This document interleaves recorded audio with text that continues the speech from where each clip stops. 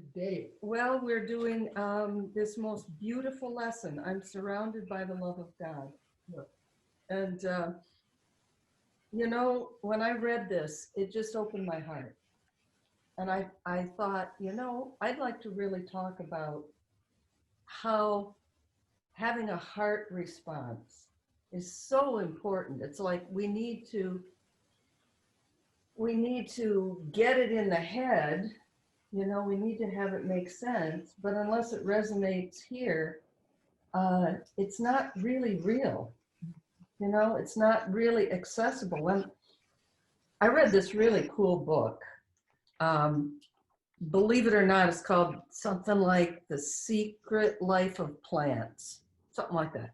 And the first half of this thick book is about the heart, the human heart, and how it has as much of whatever we think the brain has an intelligence. The physical heart is also alive in that way. And we know it when we read something like this and we feel the love of God, you know, it's like, oh, thank I God. think what you're saying is that there's this certain level where we understand the concept, Yeah, right? And that's very important to understand the yeah, concept. it is. Yeah, I mean, when he says, for instance, you know, major construct in the course is I'm not a body. yeah, Okay. yeah, yeah, Well, that we can get that idea and understand it on a certain level with the intellect. yeah, But the experience behind I'm not a body, I am as God created me. I'm not a body, I'm free. I am as God created me. That's an experience that transcends those concepts, yeah, you know? right. And it's like concepts are like, you know, this 1 gallon jug that you're trying to put 4 gallons into. Yeah. Concepts can't handle, Right, you know, this deeper experience is Right. what he's promising. And specifically, he's promising peace. right. And peace, you know, relating what you just said about peace to this lesson, I'm realizing that peace and that heartfelt experience of love, they're the same thing. Yeah. You know, or they're very closely related. So, yeah, that's the other 3 gallons, huh? Well, it's, you know, he's just saying self-concept versus self. Your self can't be defined by concepts. Yeah, You know, right. but we have to understand it. But you know, you were in terms of that, you know, this deeper, what you're calling heart, Uh-huh. you know, you know, behind that, how should I say this? It's like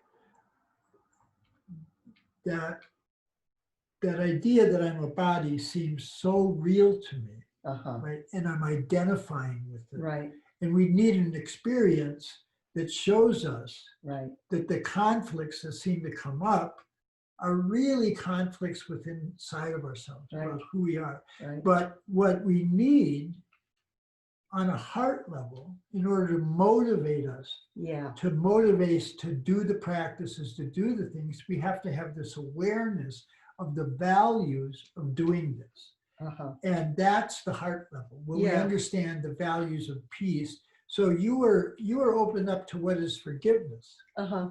you know, and if you want to go back to that and read that, because I was thinking in terms of this other question we had about how long will it take for all of this to return, and this idea that forgiveness Mm-hmm. right now Mm-hmm. will give us these tremendous benefits. So Okay. would you like to read that first okay. paragraph?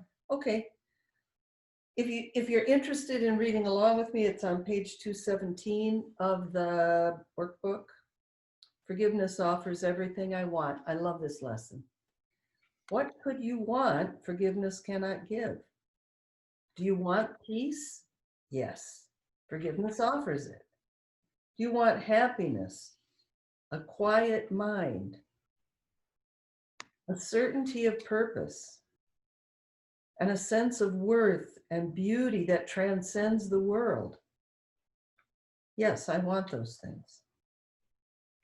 Do you want care and safety and the warmth of sure protection always? That just melts me.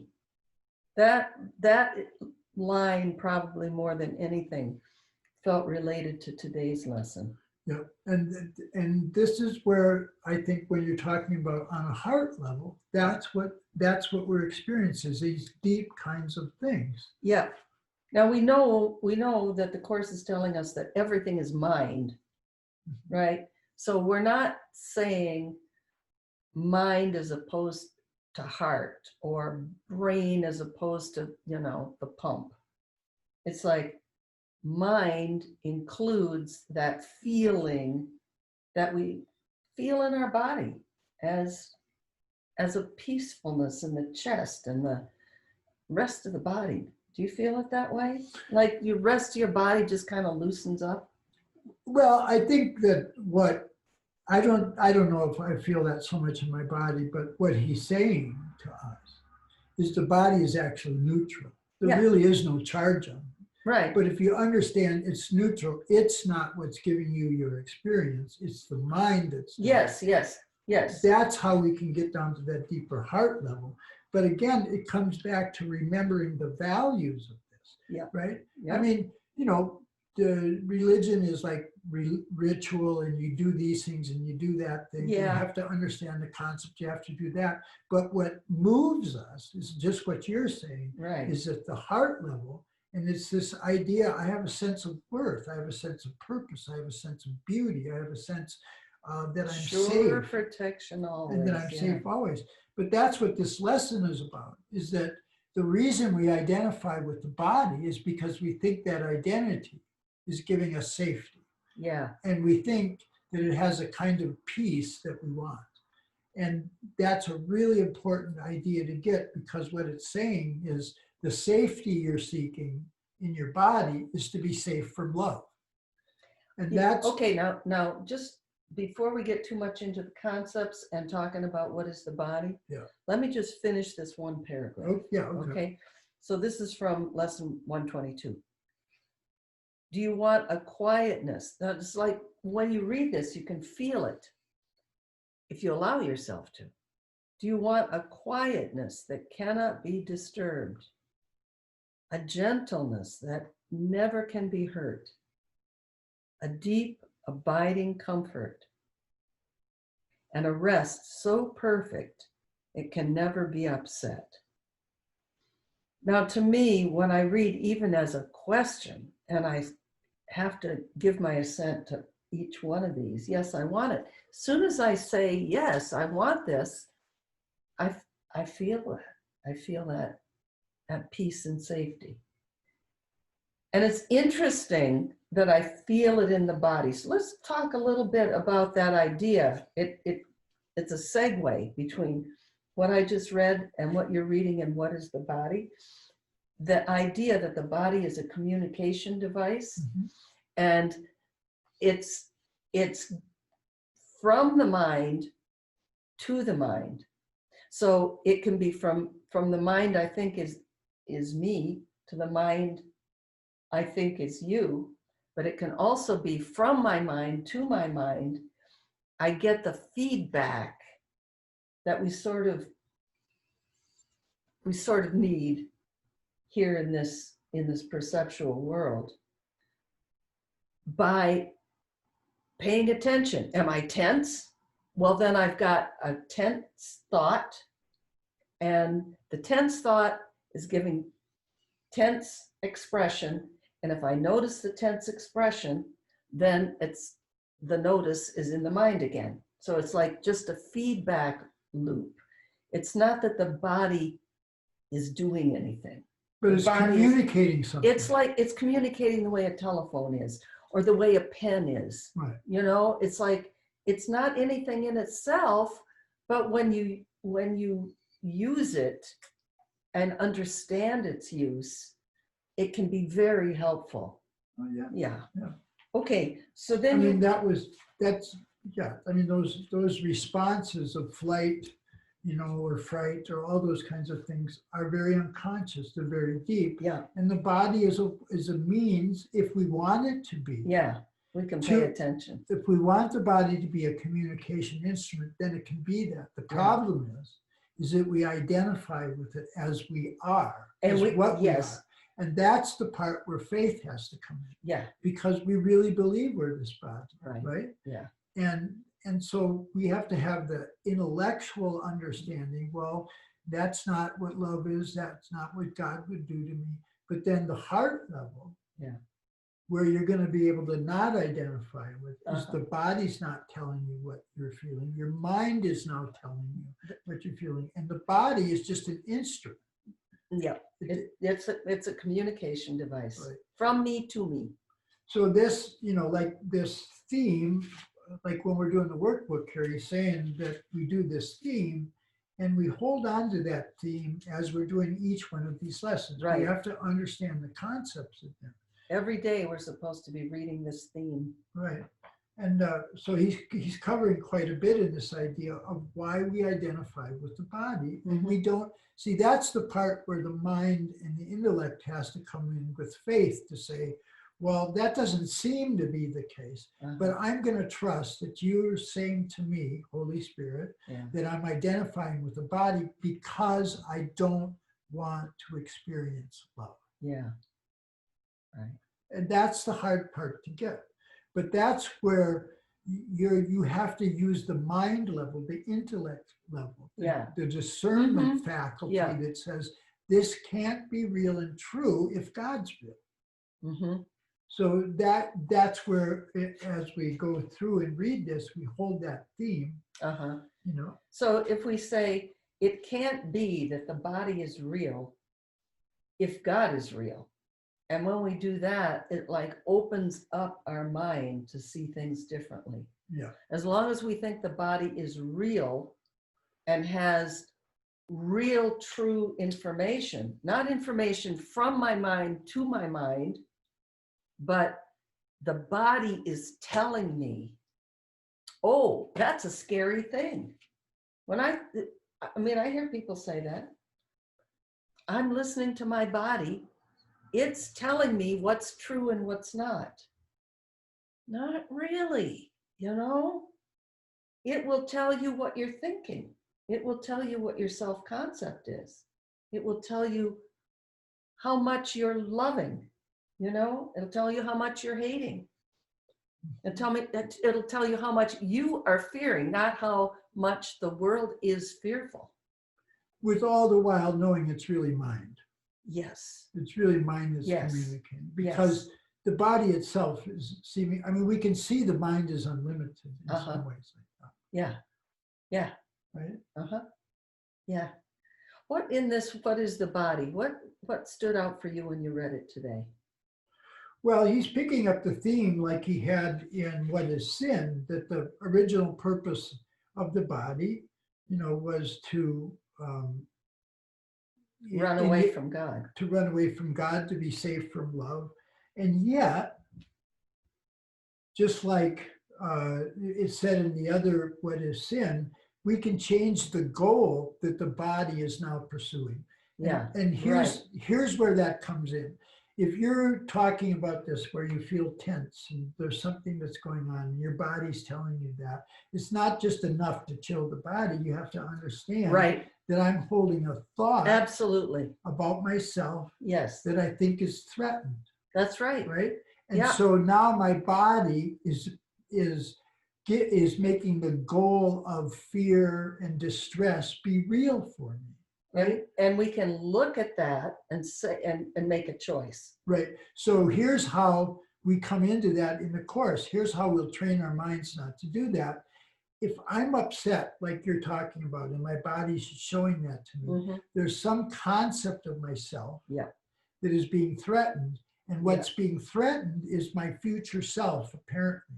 I have this concept of myself like I'm holistic or whatever it is. It could be the past too. It could be guilt. The point is, it's not the past or the future. Right. It's the present that's responsible. So when I understand that I'm not in the present, I'm preoccupied with the past or the future. Mhm. And that's what the stress is inside of me. Yep. Then I can say, well, let me come into the present Yes. and accept what the Holy Spirit can tell me now. Right. So in this whole tense that your body thing's telling you, which is Mhm. really your mind, Yeah. you're futurizing a self that you think is threatened. And Mhm. you can change that. Mhm. You know, the example I use is when you were doing the singing thing with people, Me, when I was doing the same yeah, thing. you were taking the words of the course and you were singing it, and I'm going like, I'm a love of God. yeah. When you were doing that with the people, I'm going like, you know, I'm a philosopher and I deal with logic and and that doesn't seem very philosophical. And I'm going, that can't quite be right. But everybody loved it. They right? did. But what was threatened in my mind was my ideal of being a philosopher. Yeah, isn't that funny? Isn't that funny how it's like the whole world has to agree with what we think about ourselves? Right. But in that moment, Yeah. that very moment, Yeah. if I get out of my body and recognize I'm mind and spirit, Yes. if I get out of that, because there's no answer in the body. If I get out of that, Yeah. then in that very moment, I can see A, how am I using time? And B, I can see this concept of myself as being threatened. Yeah. And I can change that immediately. Yeah. Yep. Right? Mm-hmm. But I've got to be willing to use not just my heart, but also my mind in that Both. situation. Yeah. Well, yeah, for sure. Yeah. I mean, the mind is all there is. What he's saying is, you know, I don't know what lesson it is, what the number is, but it said, I bet Eric knows. It's the one that it says, what you really have to eventually learn is there is nothing outside your mind. Mm-hmm. Nothing. The body is in the mind. The mind is not in the body. The body's in the mind. As long as we made the body, according to the Course, we made the body to run away from God and to think that the body has the ability to discern truth. Right. Truth to the body is this is red and this is blue. That's the kind of thing the body, and that person was cranky. You know, that's the kind of judgment that lays right below the level of the senses. Right. And it's never going to lead us to truth. It's going to cycle right here in the body. Right. Brain, body, and not ever get to mind where we have choice. Right. So in this section then, so what's the turnaround in that? What's the purpose of my body? If I'm using it to keep me away from love, what am I going to do about that? How can I handle that? And here's what the Course says. The turnaround the Holy Spirit has for you is that the body is the means by which God's Son returns to reality. How does that work? How does the body then be the means to bring me back to sane thinking, the sane thinking that says, well, yeah, maybe I didn't change what God created, that maybe I'm not more powerful than God. That, you know, that's what sane thinking is beginning to think. And when I do that, how is it that the body can be the means of getting me back to sanity? Well, what it says was, though it was made to fence him into hell without escape, yet has the goal of heaven been exchanged for the pursuit of hell. If you're suffering, then you're in hell. And how does it do that? The Son of God extends his hand to reach his brother, yeah, that's what to I was help thinking. him walk along the road. Now is the body holy. Yeah.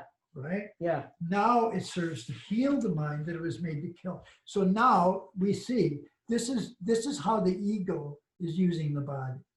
This is my experience, right? I can see that when we're feeling pain. When we're feeling pain, this is how the body's working.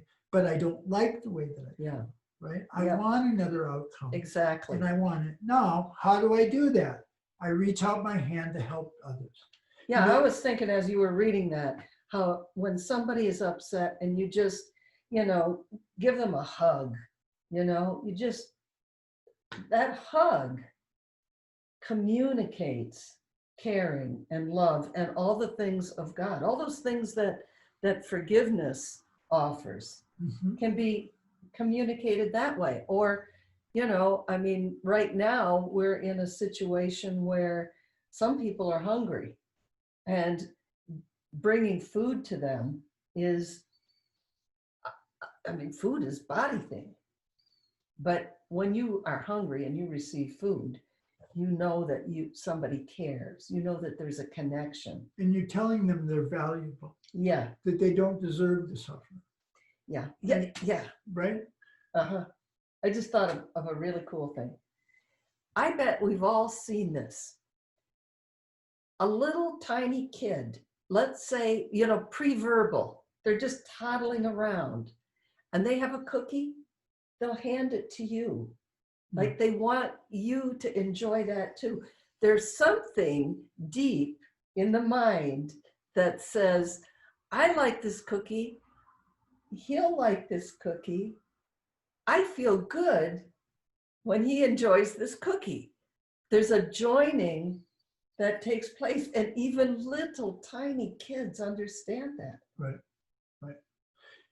I mean, that he says at the beginning of the text, what we're going to appeal to is your natural ability to care for it. Yeah, That's a natural thing. This is the Yeah. ego and body is not a natural thing. yeah, But then, you know, it's like I do a class in Monday morning with people who are in the 12-step program, and they have this clearest idea that the only way I can have it is by giving it away. You got to give it to have it. mhm, And that's exactly what the Course is saying about giving and receiving. yeah, You know, you begin to see, I've received this suffering. Why? Why did I get this? Well, this is what you gave to yourself. You got to understand, I'm responsible for that. mhm, But then if you can't just stop there. You realize if I'm giving this to myself, yeah, then I can give forgiveness, and not just to me, but to everyone. because forgiveness is a state of mind. It's not an object. Right. So Yeah. in that 12-step program, the basic idea is I got to give it away Yeah, to keep it. yeah, And that's the idea of returning to sanity. He extends his hand to help his brother. Mhm. I mean, and that's really throughout a lot of religious traditions. This is the way you break the ego's grip upon you. When you're self-centered, when you're just concerned about yourself, even if you're thinking about others, your worry there is just about yourself. And that the way you have to break out of that yeah, is to really truly begin to consider others' welfare. Like when I'm worried about my son, for instance, and I'm all upset, I'm a lot of times thinking about if I had been a better dad, then he would have a better life. And if who am I thinking of? I'm Yeah. not thinking of him, I'm Right. thinking of me, right, right? And Right. that's where that break, I have to really see that the way that I can help him most in this moment is to offer him a miracle. yeah, And that works in that moment. yeah, And that's something I can share with him right now. right. And you receive it first. Right. Even though our Yeah. bodies are seeming not communicating, we can understand that we're connected on that level. I can Yeah. understand I can actually help someone else Right. in this very moment. And Mhm. it's not about bodies anymore. Right. Yeah. It's about the self. It's about the self we all share. You know. Did you want to read the lesson and do it contemplatively and maybe have a minute or two of silence to finish I it would up? like to do that. Okay. Let's see where we're at here. 10 times it. We're fine. Okay. So let's So it's on page 427 of the workbook if you want to read it along with us. Or you could just be quiet and listen and let it resonate in your heart and mind. Yeah, and let's recognize the power of us joining here. All of us in here. one thought, Yeah. in one idea. Mhm. So what Jesus says about this prayer is that this is salvation's prayer, he says, and he's asking us to join with him today in salvation's prayer. So that can be a helpful Mhm. way to approach this lesson, because he says, must we not join in what will save the world along with us? So we're joining with Jesus with this acceptance of salvation, and this is our prayer. I am surrounded by the love of God. Father, you stand before me and behind, beside me, in the place I see myself, and everywhere I go. You are in all the things I look upon, the sounds I hear, and every hand that reaches for my own. In you, time disappears, and place becomes a meaningless belief. For what surrounds your son and keeps him safe is love itself. There is no source but this, and nothing is that does not share its holiness, that stands beyond your one creation, or without the love which holds all things within itself. Father, your Son is like yourself. We come to you in your own name today to be at peace within your everlasting love. I am surrounded by the love of God.